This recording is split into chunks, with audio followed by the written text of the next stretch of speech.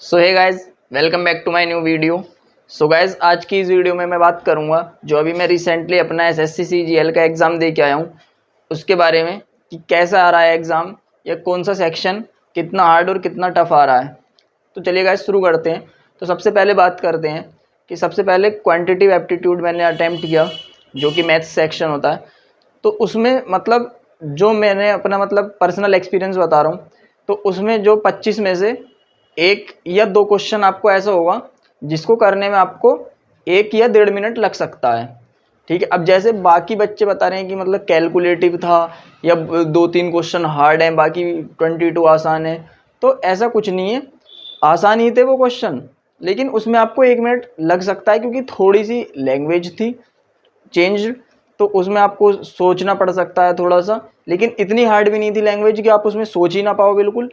तो लैंग्वेज हल्की सी थी बस, मतलब आप हार्डली 1 से 1.5 मिनट के अंदर अंदर उस क्वेश्चन को आराम से कर लोगे। तो वो भी मुश्किल से 1 या 2 क्वेश्चन था। बाकी ट्रिग्नोमेट्री के आपके बिल्कुल डायरेक्ट क्वेश्चन थे कि साइन ए प्लस बी 90, साइन ए माइनस बी 30। तो अब बताओ टेन ए की वैल्यू कितना होगा, तो वो तो ए प्लस बी वाला फॉर्मूला लगा के डायरेक्ट निकल जाएगी। तो ऐसे ट्रिग्नोमेट्री के बिल्कुल डायरेक्ट फॉर्मूले थे। सेक ए की वैल्यू दे रखी थी, टेन ए की वैल्यू पूछी थी, उस वो डायरेक्ट फॉर्मूला बेस्ड था। फिर बात आती ज्योमेट्री की, तो ज्योमेट्री में भी मतलब 1 या 2 सवाल आया था। तो उसमें भी मतलब ऐसा नहीं था कि बहुत ज़्यादा हार्ड हो या बहुत ज़्यादा कैलकुलेटिव हो, वो भी बिल्कुल बेसिक। क्या कि जैसे मतलब 2 परपेंडिकुलर बाइसेक्टर्स हैं, वो जाकर कहीं पर मिल रहे हैं, उनका एंगल ये है, तो उसका ट्राइंगल का ऊपर वाला एरिया पूछा गया था जिसका डायरेक्ट फॉर्मूला होता है 90 + a/2। वो डायरेक्ट फॉर्मूले मतलब जितना भी एडवांस था उसमें आपका, अगर आपने एक अच्छे से तैयारी की है और काफ़ी मॉक्स दिए हैं, तो उसमें आपको बिल्कुल पेन उठाने की भी ज़रूरत नहीं है, इतने आसान थे। बाकी उससे थे टाइम एंड वर्क से, 2-3 क्वेश्चन टाइम एंड वर्क से थे। वो भी बिल्कुल बेसिक क्वेश्चन थे कि पी इतने दिन में कर रहा है, क्यू इतने दिन में कर रहा है, दोनों मिलके कितने दिन में करेंगे, या फिर किसी तीसरे आर को भी जोड़ दिया है जो खाली करने वाला है, पाइप को खाली करने वाला है, तो उसमें पूछ लिया गया। मतलब सारे बेसिक क्वेश्चन ही थे। हाँ, 1 या 2 क्वेश्चन वो ऐसा था जिसमें आपको थोड़ा सा पेन उठाना पड़ेगा और हल्की सी कैलकुलेशन करनी पड़ेगी। इतना ज़्यादा नहीं था कि बिल्कुल कैलकुलेशन आपको करनी पड़ेगी, हाँ, लेकिन आपको उसको लिख के करना पड़ेगा, इतना था। कैलकुलेटिव बिल्कुल भी नहीं था। फिर आते हैं रीजनिंग वाले पे। तो रीजनिंग भी मतलब जो मेरे शिफ्ट वाले बच्चे थे, मैंने उनसे बात की, तो वो तो बता रहे थे कि भैया 3-4 क्वेश्चन हार्ड थे, बाकी सारा तो ईजी था। लेकिन जो रीजनिंग का मेरा पर्सनल एक्सपीरियंस है, रीजनिंग में इस बार एक तो मैट्रिक्स वाला एक भी क्वेश्चन नहीं आया, मैट्रिक्स वाला, और फिर जो भी क्वेश्चन थे वो डायरेक्ट थे। आपको मतलब एकदम चीज़ें पकड़ में आ जाएंगी, वो तो बिल्कुल भी घुमाने वाली कोई चीज़ थी नहीं। तो उसमें ये आप ये कह सकते हो, रीजनिंग को तो मैं बिल्कुल यही कहूँगा कि ईजी थी।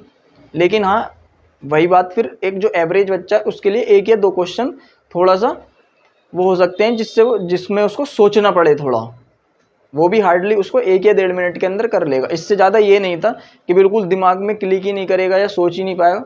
हाँ, ये था अगर जिसने प्रैक्टिस नहीं की हो उसके लिए तो पूरा एग्ज़ाम ही मतलब हार्ड है, उसके लिए तो सारे क्वेश्चन ही बेकार हैं। उसमें उसको तो सारों में ही सोचना पड़ेगा। लेकिन जिसने प्रैक्टिस की है और एसएससी सीजीएल की नज़रों से देखते हुए जिसने प्रिपरेशन की है, उसका बता रहा हूँ मैं कि उसको बस 1 या 2 क्वेश्चन ऐसा लगेगा जिसमें उसको पेन उठाने की ज़रूरत है और क्वेश्चन को लिखने की ज़रूरत है, मतलब जो भी कैलकुलेशन कर रहा है वो।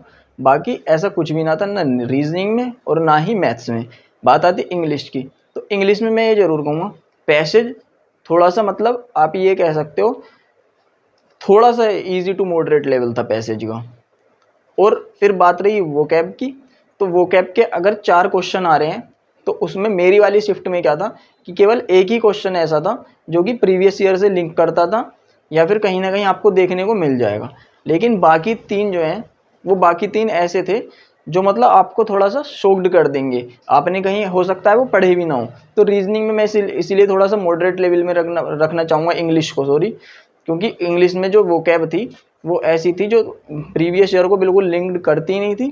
थोड़ा सा नए क्वेश्चन बनाए थे उन्होंने उसमें, जो भी हमारी वोकैब थी इंग्लिश वाले सेक्शन में। बात आई जीके की, तो जीके हमारी वाली शिफ्ट में जो था वो ऐसा था कि आप 25 में से 12-15 क्वेश्चन ही कर पाओगे। अगर हाँ ज़्यादा ही आपने जीके पढ़ रखी है तो उसमें भी आप 17-18 से ऊपर बिल्कुल नहीं कर पाओगे। तो जीके का हमारा थोड़ा लेवल हमारी वाली शिफ्ट में थोड़ा हार्ड था। बाकी जो ओवरऑल पेपर चल रहा है उसका मतलब जाके मैंने बाकी एनालिसिस भी देखे हैं, बाकी बच्चों से भी मैं मिला हूँ, जो मेरे जितने भी मतलब साथ वाले हैं जो भी एग्ज़ाम दे के आ रहे हैं। तो ओवरऑल चीज़ यही है, अगर आपने तैयारी की है तो आपको उसमें 2 या 3 क्वेश्चन ऐसे मिल जाएंगे हर सेक्शन में, मैथ्स में भी, रीजनिंग में भी, इंग्लिश में भी, और जीके तो खैर है ही, उसमें तो आपको 12-15 क्वेश्चन मिलेंगे ऐसे जो आप नहीं कर पाओगे। लेकिन बाकी इन 3 सेक्शंस में आपको 2 या 3 क्वेश्चन ऐसे मिलेंगे जो थोड़े ईजी टू मॉडरेट लेवल होंगे।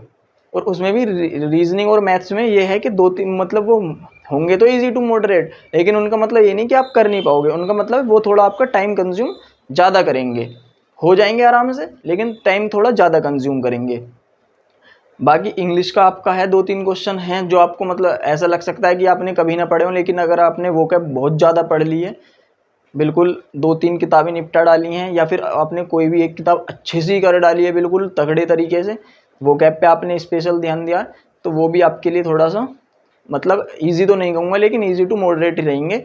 बाकी एवरेज बच्चे के लिए जिसने मतलब अपना काम चलाऊ तैयारी की थी उसके लिए थोड़ा मॉडरेट हो जाएगा। तो ओवरऑल ये है कि पेपर ज़्यादा हार्ड आ नहीं रहा है, आराम से जाओ टेंशन फ्री होके। Okay guys.